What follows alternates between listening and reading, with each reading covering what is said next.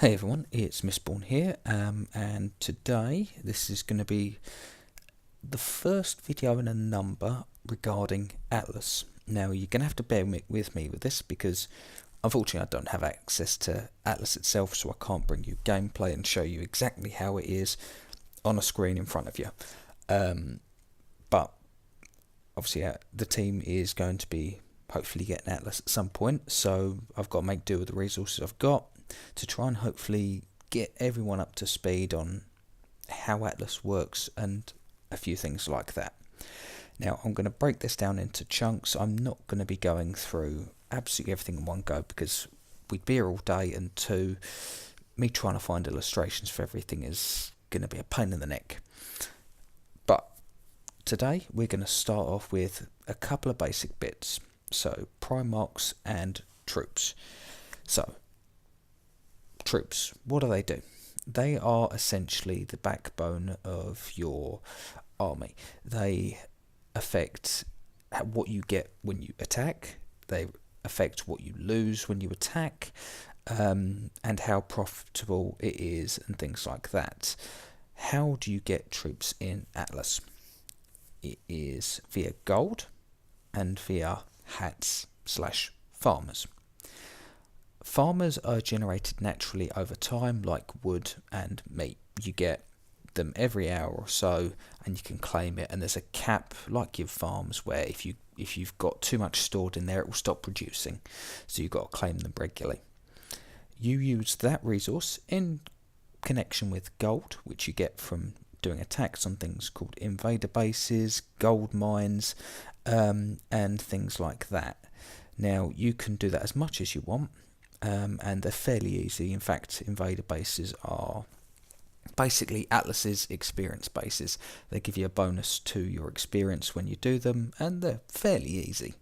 So that's what you can do to get it. And you just trade in the hats and the gold to get troops. Now, what do you do with troops? Troops can be assigned to Primarchs. Now, Primarchs are, think of these as your chess pieces. You attach troops to them and you move them around, and when that comes into contact with something, you can attack it. Now, there are different types of Primarchs that do different things. Now, from my understanding, Atlas it's a bit like rock, paper, scissors with extra pieces. So you have different ones that do different things. Some beat others in certain circumstances, others lose in different circumstances, and they've all got slightly different abilities. Now, how it works is you can have multiple Primarchs depending on what you want, but you can't have multiple of the same type. So for example, there's a type called a destroyer.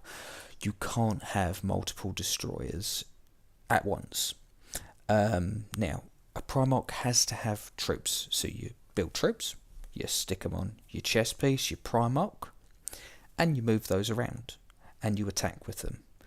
I'll run through exactly how troops affect what you get later on. Let's not get too in depth in it, but here's the types. So first of all, you have a fighter, which is the iron tier there that you can see. Like it says, it's balanced. It's got okay attack, it's got okay defense, does a bit of everything. It can have a decent amount of troops, nothing special, and it moves at a reasonable pace. Now, this is the fastest Primarch to summon. So if from having no Primarch to having a Primarch, this is the quickest one you can have. Because of this, it can essentially it could be used as like a sacrificial piece. You can use it to attack something, to check its defense and things like that, nice and easily, and it's easy to replace. This one, once you've leveled this fighter up to level 5, you unlock new Primarchs. So, for example, the destroyer. Now this is basically the fighter 2.0 in a way. It takes a bit longer to summon, has higher attack, higher defense, higher troop capacity. It's slightly slower, it can't move as quickly, so basically crossing from one end of the map to the other, it takes a little bit longer, which is absolutely fine. Now this has no special abilities. I apologise for the format here, this apparently isn't very isn't optimized perfectly for the phone. Now, the destroyer basically does a bit of everything. It can attack, it can defend, and it's an okay troop that can do a bit of everything and fill in the gaps. Now you've got your rushers. Now this is like it says, low attack, high defense Primarch. It can't hold a massive amount of troops, but what it can do is it can disable enemy special abilities. So let's say you've got, well, we'll see some of the other troops in a minute. They have special abilities that allow them to do certain things. Basically, the Rusher can turn that off for a period of time. As your Primarch gets leveled up, that lasts a bit longer. And it also depends on how many troops you've got and things like that. So that's basically how that one works. Next, you've got the Taunter. Now, this is, bear with me while I change my notes. It's got okay attack, a bit higher than the Rusher, but it hasn't got as good defense. It's still higher than the Destroyer and things like that's defense, and it can have the highest troop capacity in the game. So this is kind of your tank. This thing is the thing that you want to take the hits. Now, it's one of the slowest troops in the game. It's not the slowest, but it's one of them. And what it does is its special ability forces attacks to hit it rather than your other troops. So as you can see there, Primarch at the location of a Taunter present, the Taunter will become the target of the attack instead. And after losing 10% of its troops count, the Taunter ability will go on cooldown depending on the Taunter's level. And the Taunter can only taunt a Primarch with fewer troops than itself. So basically, you use this one to protect your higher damage troops that have lower defense, and you force them to attack you. And because you've got a high troop count, we'll come back to that later, it essentially allows you to take the damage for them. Now, last of all, we have the Sieger. Now, this is your damage dealer. This is the thing that has really high attack, but really low defense. Okay, troop size, again, we'll cover that in a bit. It's also slow. It is the slowest in the game. It's also the highest attack in the game. In a way, this is kind of the opposite of the Rusher, attack and defense wise. But this one has the bonus of reducing the benefit given by a fort. We'll cross that later on. But that is the Primarchs. Now, what does this actually mean? So, let's say you're attacking another Primarch. Let's say you've got a Sieger, which has the highest attack in the game, but the lowest defense. The Sieger is attacking something else. Let's say a Destroyer. When you do an attack, the attacker's attack power is compared to the defender's defense. That contributes part of the maths that works out how many troops are killed when you win or lose. So if the attack is higher than the defender's defense and you win, then you basically do more damage to their troops and you take less damage. There are other things that play into that, but that's basically how it is. So you want to hit the weakest defense thing with your highest attack Primarch to do the most damage to them with the least repercussions.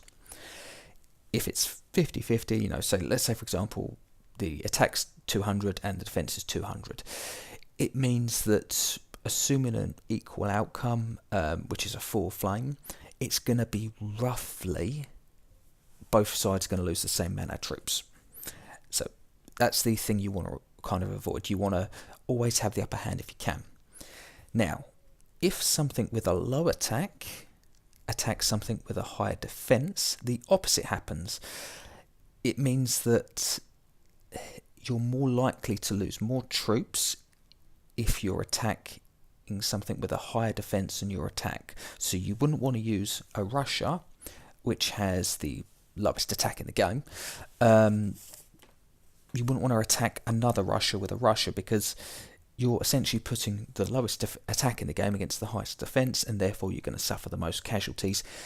Chances are, even if you win, So that's what you want to do. But you obviously want to protect the things that take damage. So your sieges, let's say for example your sieges, like we said, they're the highest damage dealing tower in the tower, Primarch. Highest damage dealing Primarch in the game. But if they're hit, they also take the most damage. So this is where the strategy comes in. You want to protect your sieges. How do you do that? You've got your taunters, which basically redirect attacks to them. You want to have that with your sieger in order to ensure that no one comes along and wipes that out while you're trying to make an attack. So you have a taunter alongside it to protect it. If you're attacking something, you don't want your sieger to be taunted. If you've got a specific target in mind, you want to make sure that you hit the best target for you. So you can bring a rusher along to essentially disable your enemy's abilities to taunt, so they can't draw the attack away. And that way your sieger can hit its proper target. Now that's what you've got to do. You've got to kind of plan it. You look at what you're attacking. So they've got a sieger and a rusher. Okay, so you want to get in there and you want to basically get your sieger onto their sieger to do the most damage. You want to disable any abilities to, interfere with that. You might want to disable the rusher, or if they've got a taunter, you want to disable the taunter's ability to redirect that attack, so you can do the most damage. Now, there's more to it, to what you get when you fight than that. Now, the reason you do fight is for glory. The more troops you kill, the more glory you get, and that's like experience for your Primarch. So you want to attack as much as you can with as few losses while causing the most damage as you can in order to level up your Primarch.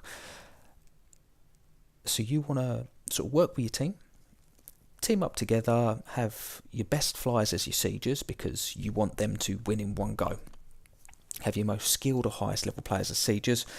Have anyone else you can as taunters and rushers to sort of prevent any interference and things like that. Basically go from there. That's what you want to do. Now, that's a rough overview of how it all works. I'll go into a bit more detail later on about what troop size does, but I think that will